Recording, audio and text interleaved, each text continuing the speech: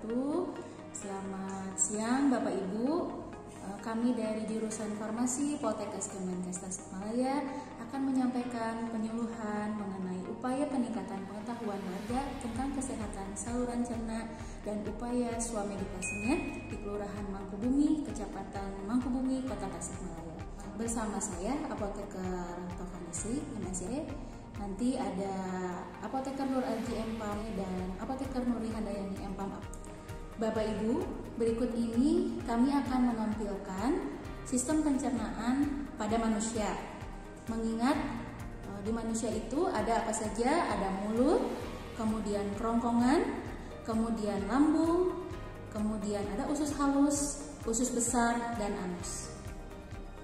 Bapak Ibu sekalian, berikutnya kami akan menyampaikan mengenai 3 penyakit yang berkaitan dengan saluran pencernaan. Yang pertama adalah diare, yang kedua adalah gastritis, dan yang ketiga adalah konstipasi atau sembelit. Yang pertama itu tentang diare. Diare ini merupakan salah satu gangguan pencernaan yang banyak dialami Bapak Ibu, di mana gangguan pencernaan ini akan membuat perut terasa mulas dan juga feses penderita itu menjadi encer. Gangguan ini terjadi karena selaput dinding usus besar penderita mengalami iritasi. Nah, berikut ini Bapak Ibu, kami akan menyampaikan tentang hal apa yang menyebabkan diare. Yang pertama itu malabsorpsi atau kekurangan makanan. Bisa kekurangan lemak, bisa kekurangan karbohidrat, bisa juga kekurangan protein.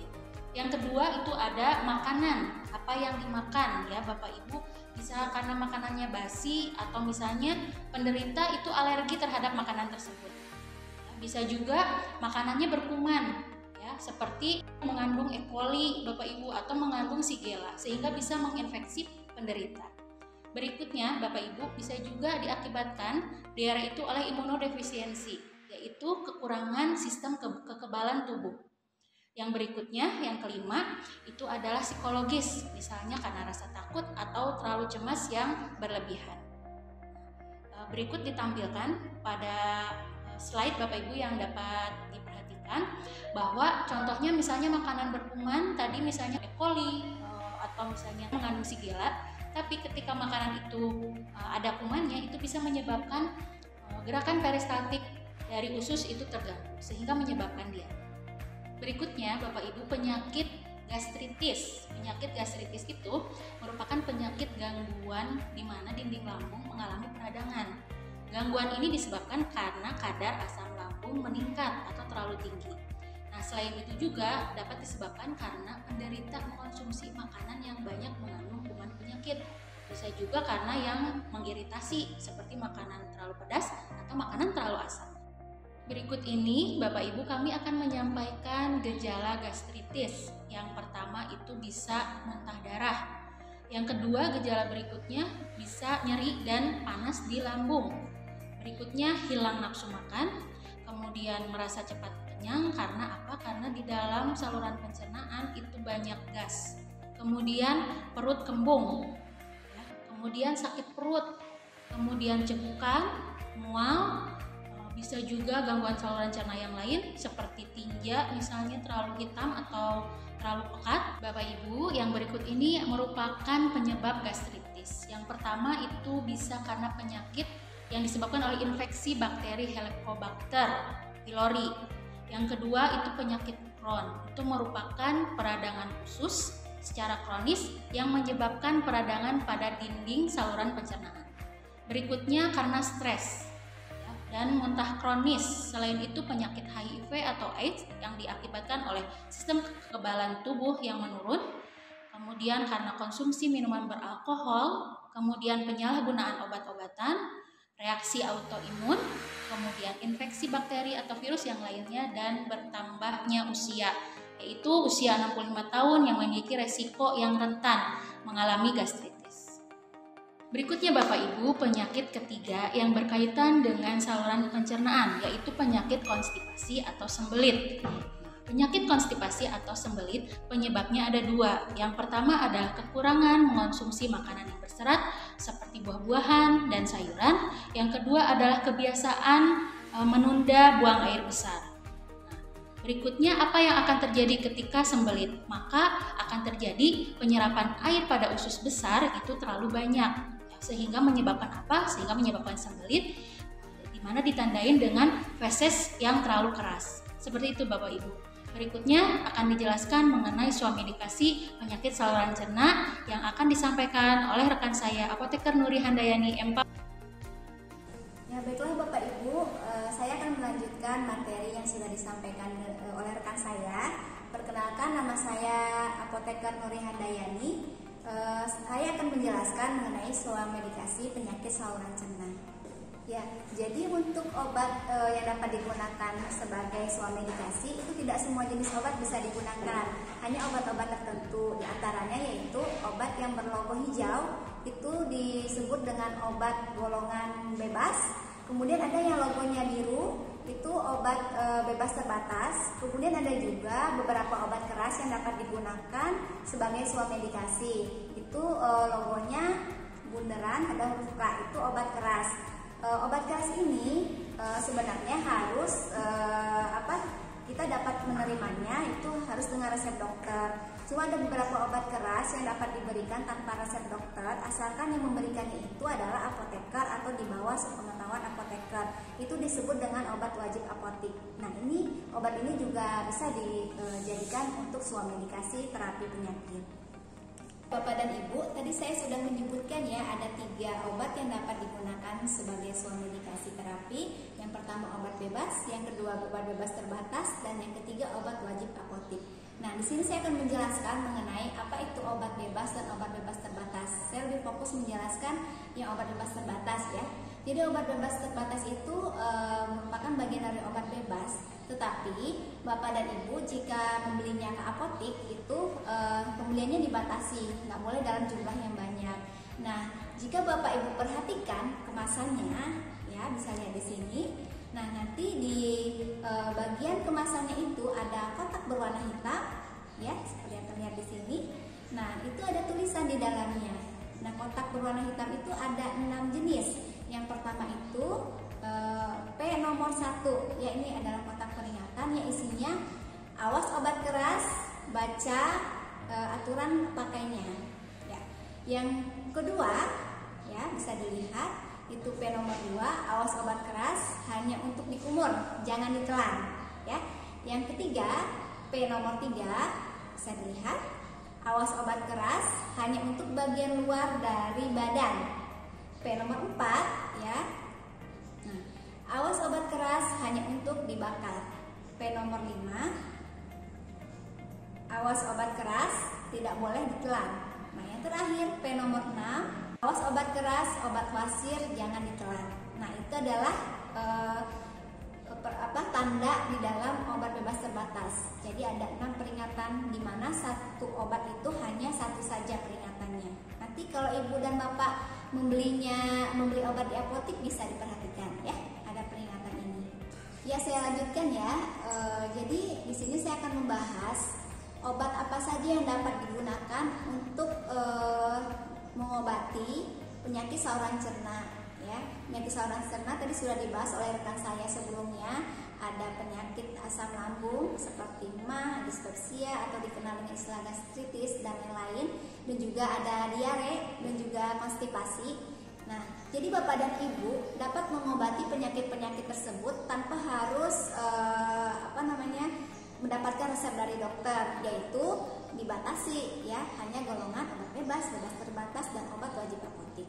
Untuk obat yang dapat digunakan untuk menurunkan asam lambung, yang pertama adalah antasida. Antasida itu ada logonya warna hijau, disebut juga dengan obat golongan bebas. Nah, untuk obat bebas terbatasnya kebetulan tidak ada ya untuk menurunkan asam lambung. Dan satu lagi obatnya yaitu ranitidin. Ranitidin itu termasuk obat keras yang masuk ke dalam golongan obat wajib apotik. Nah, beberapa waktu lalu kan pernah ya penggunaan ranitidin ditarik, tapi Ibu dan Bapak jangan khawatir. Sekarang obat ini dapat digunakan kembali. Gitu. Saya akan bahas dulu mengenai antasida. Antasida ini tersedia dalam bentuk sediaan ada yang tablet, ada juga yang sirup, ya, ada juga yang dalam bentuk serbuk.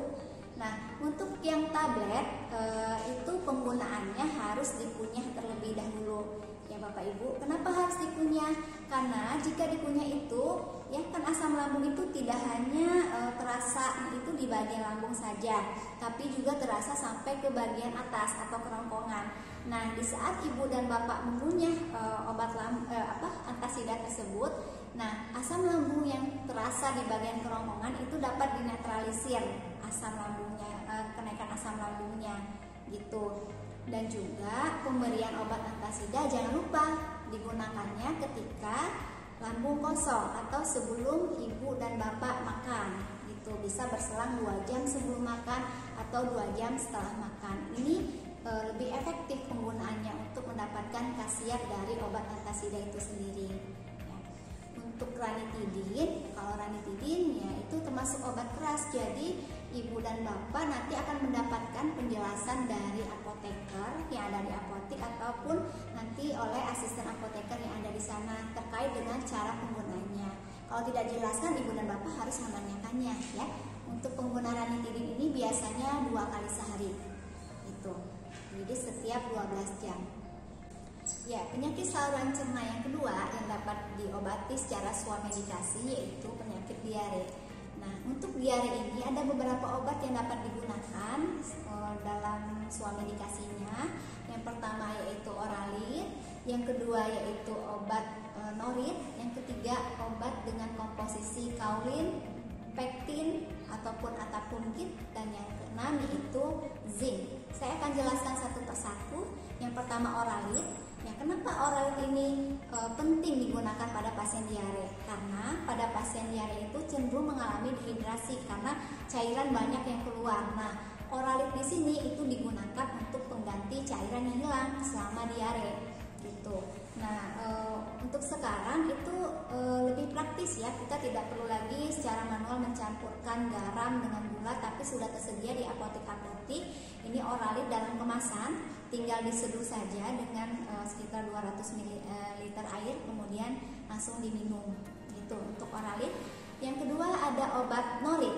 Nah, Norit ini juga banyak digunakan di masyarakat ya. Bagaimana kerjanya? Norit ini dapat digunakan untuk menyerap racun penyebab diare. Tuh. Dan yang ketiga ada obat dengan komposisi yang kombinasi mengandung kaolin dan pektin. Ini contoh obatnya. Obat ini dimana kaolin itu kerjanya juga bisa menyerap racun, dan juga untuk pektin ini juga bersifat dapat mengatasi bakteri penyebab diare, karena diare itu penyebabnya ada beberapa macam ya, sudah dijelaskan oleh rekan saya sebelumnya. Kemudian ada juga obat yang mengandung atapulgit.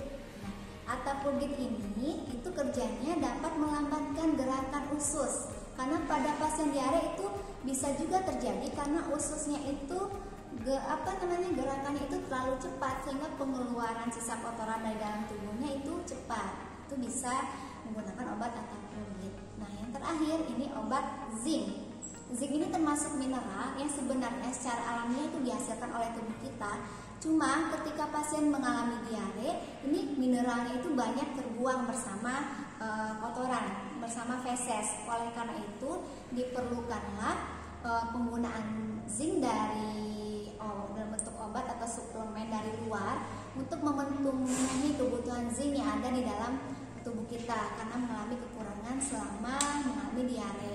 Nah, untuk apa sih zinc ini? Zinc ini digunakan dapat mempercepat penyembuhan diare dari pasien yang mengalami diare, dan juga kerjanya untuk meningkatkan imunitas tubuh, sehingga apalagi kalau anak-anak ya yang mengalami diare itu dapat imunitasnya dapat meningkat, sehingga dalam waktu 3 bulan ke depan itu insya Allah bisa melindungi tubuh si anak itu dari kambuhnya penyakit diare kembali gitu. Nah, untuk zinc ini tersedia dalam bentuk tablet dan juga sirup. Kalau untuk tablet perlu penggunaannya secara khusus karena harus dilarutkan terlebih dahulu dengan air. Jadi ibu dan bapak cukup menaruhnya di dalam sendok, kemudian dikasih air untuk dilarutkan baru diminum untuk pasien diare. Ya, seperti itu untuk suami dikasih. Saya lanjut dengan suami dikasih untuk penyakit pencernaan berikutnya, yaitu konstipasi. Konstipasi ini kebalikan dari diare, ya, dimana buang air besarnya itu menjadi lebih sedikit intensitasnya. Nah, di sini ada obat yang dapat diberikan, diantaranya yaitu yang mengandung bisakodil. Contohnya itu ada mikrolab. Untuk obat-obat konstipasi ini sediaannya itu berbagai macam, ada yang suppositoria dan juga ada yang menggunakan aplikator, dan ada juga yang dalam bentuk sediaan oral, ya. Untuk yang suppositoria dan menggunakan aplikator itu penggunaannya menggunakan cara yang khusus juga, ya, karena langsung dimasukkan ke dalam dubur. Mungkin untuk lebih jelasnya cara pakainya nanti ketika Bapak Ibu membelinya di apotek nanti akan dijelaskan oleh apoteker atau asisten apoteker yang ada di sana. Untuk kali ini saya tidak akan membahasnya secara detail, ya. Nanti bisa dilihat gambarnya di sini, ya, untuk cara pakainya untuk yang suppositoria dan menggunakan aplikator. Dan untuk yang sediaan oral itu seperti penggunaan obat biasa saja, itu langsung diminum. Nah, apa sih fungsi dari pemberian obat yang sudah saya sebutkan tadi untuk konstipasi? Jadi kalau untuk konstipasi kebalikan dari diare, tadi kan yang kalau diare itu gerakan ususnya terlalu cepat, kalau yang konstipasi itu terlalu lambat. Jadi obat ini bisa bekerja untuk meningkatkan pergerakan dari usus atau dikenal dengan gerak peristaltik di usus. Dan juga ada yang dapat menyerap air sehingga konsistensi fesesnya tidak begitu padat dan akan gampang dikeluarkan dari dalam tubuh. Bismillahirrahmanirrahim. Assalamualaikum warahmatullahi wabarakatuh. Perkenalkan, saya Apoteker Nur Haji Elvan. Di sini saya akan melanjutkan materi mengenai ramuan herbal untuk gastritis, diare, dan sembelit, ya. Nah, di sini ada beberapa contoh tanaman herbal yang bisa digunakan. Namun di sini yang saya sarankan adalah Bapak Ibu semua gunakan salah satu dari ramuan-ramuan berikut ini dan nanti bisa dikonsumsi 1 kali 2 hari. Nah, yang pertama ini adalah untuk gastritis, ya. Nah, untuk gastritis ini yang pertama itu adalah 30 gram temulawak, kemudian yang sudah dikupas, ya.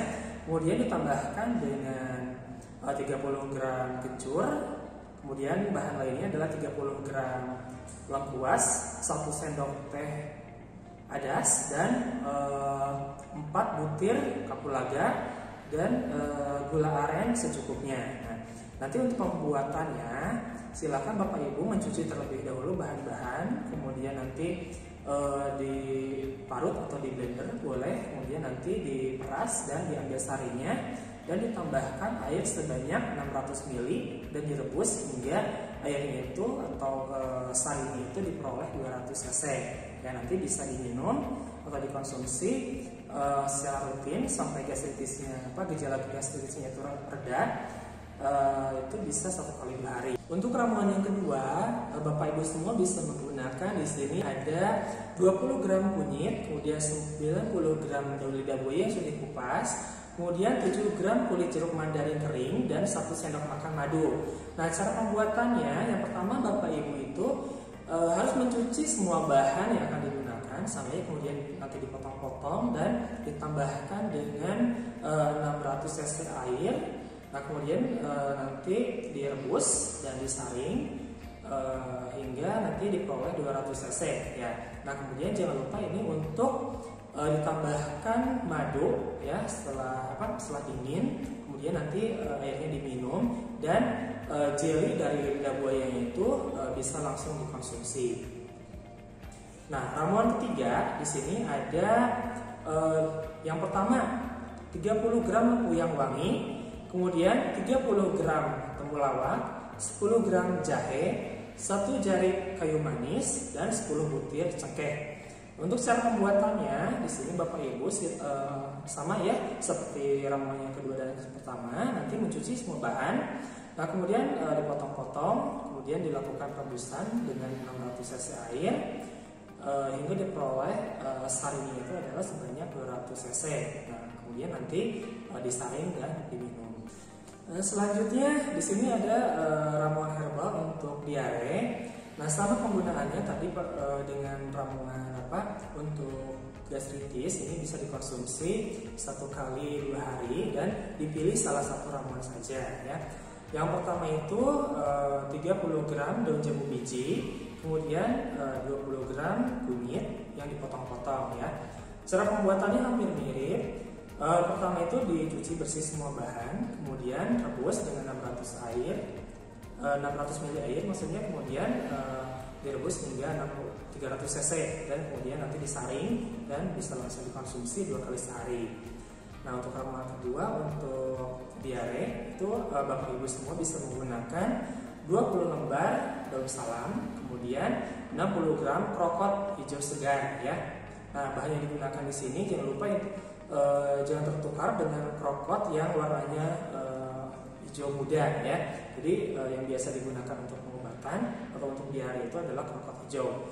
Nah, kemudian ini untuk pembuatannya, yang pertama adalah cuci bersih bahan-bahan ya semuanya. Nah, kemudian nanti direbus dengan 600 cc air hingga tersisa nanti 300 cc saringnya. Nah, kemudian nanti disaring dan diminum 2 kali sehari. Untuk selanjutnya adalah ramuan atau bahan untuk pengobatan sembelit ya. Sebenarnya untuk pengobatan sembelit ini Bapak Ibu bisa menggunakan makanan-makanan yang sudah tersedia yang biasa digunakan sehari-hari ya. Contohnya ada pepaya ya, kemudian ada tadi lidah buaya ya, kemudian ada juga jeruk nipis ya. Selanjutnya ada nanas, yaitu semua bahan makanan yang juga bisa digunakan untuk pengobatan sembelit ya. Nah, untuk pepaya yang pertama di sini kenapa bisa dijadikan sebagai bahan untuk pengobatan sembelit? Yang pertama, kandungannya itu banyak mengandung serat pangan ya, serat pangan.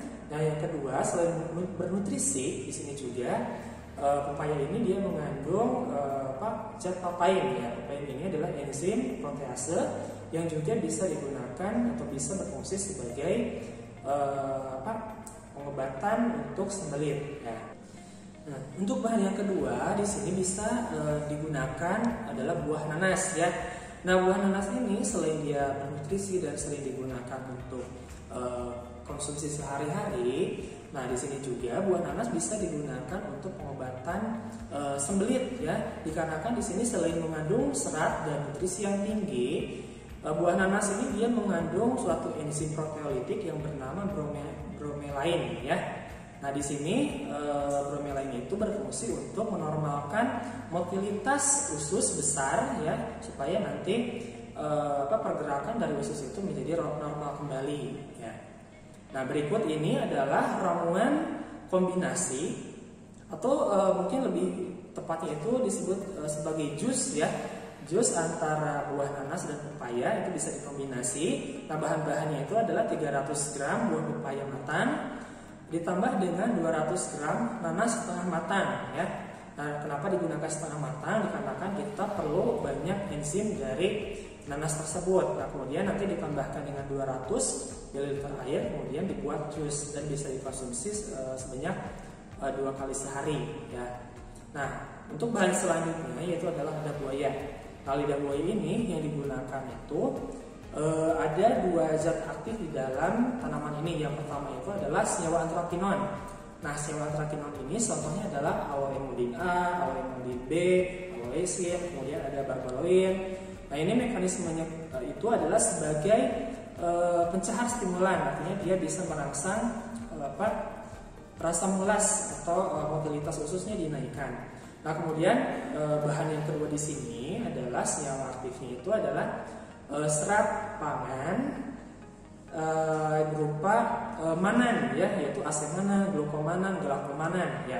Nah, ini semua adalah bahan-bahan yang bisa membentuk massa dari feses dan nanti bisa mendorong pengeluaran feses. Nah, itu. Nah, untuk lidah buaya ramuannya adalah sebagai berikut ya. Nah, yang pertama adalah 100 gram daun lidah buaya yang sudah dikupas, kemudian nanti ditambahkan 200 ml air. Nah, kemudian bisa juga ditambahkan 1 sendok madu. Nah, nanti untuk pengolahannya, yang pertama bersihkan dulu ya lidah buayanya, kemudian masukkan 200 ml air masak, kemudian ditambahkan madu. Nah, ini bisa langsung dikonsumsi ya. Nah, kemudian untuk bahan yang keempat di sini yang digunakan adalah bahan jeruk nipis. Nah, jeruk nipis ini dia kaya akan asam sitrat dan vitamin C ya. Nah, bagaimana cara jeruk nipis ini bisa meningkatkan motilitas usus itu dengan adanya pH dari asam sitrat, sehingga nanti berperan sebagai stimulan ya. Jadi pencahar stimulan, jadi untuk meningkatkan pergerakan motilitas usus, sehingga nanti feses lebih mudah untuk dikeluarkan. Nah, berikut ini adalah ramuan bahan untuk pembuatan minuman untuk melancarkan buang air besar. Nah, yang pertama itu adalah 1 buah jeruk ya, yang ukurannya sedang, kemudian 1 sendok makan madu dan 200 ml air matang. Nah, nanti ini sama seperti kita membuat jeruk peras ya, itu dengan cara diperas jeruknya, kemudian ditambahkan madu dan ditambahkan dengan air. Nanti diminum secara rutin pagi dan sore ya.